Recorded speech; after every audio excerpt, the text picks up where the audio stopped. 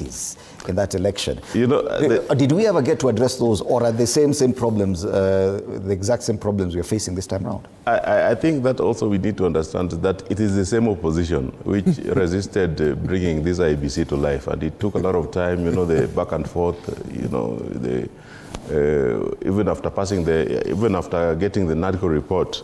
I think it was very unfortunate to see the stalling of the appointment of the IEBC commissioners, and until now it's even late to do the boundary delimitations. There are things which you cannot do now. There are things which you should have done 2-3 years earlier. So I think that the politicians have contributed to this. We need to understand that at least we need to agree that the country needs to move on. Some of them themselves were suggesting that election should be done this year. And when IEBC is preparing for an election, you're telling them that, you know, we need to remove some of you. Then you're going to, who are you going to have referee this election? You know, I think that it is very unfortunate, the situation we find ourselves in. And that's why I think that the best thing now is for the country to suggest a law, the amendment to the Electoral Act. You know, in honor of Chris Msando, who died on the line of duty. We have a Msando Act, and the Msando Act should criminalize, you know, the casting aspersions of the IEBC officials, you know, especially very close to our election, because it is very risky. You know, we have seen officials killed in very inhumane way. You know, I don't think that we can find reason to start casting aspersions of the electoral officials at this stage. I understood even the cries of our coalition then as EMIO.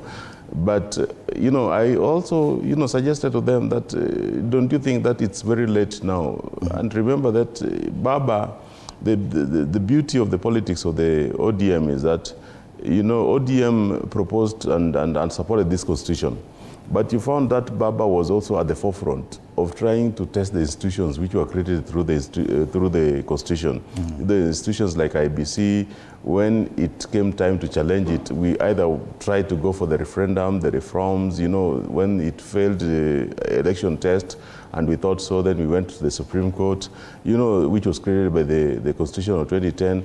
And that's why sometimes I tell the United Opposition that they need to rely on the law. If there are challenges, I think that they need to go to court. They need to, you know, to try to use dialogue as a means of getting, you know, changes which they want. But sometimes going to, I saw the delegation yesterday at Anniversary Towers, sometimes walking with that crowd into IEBC officials' offices.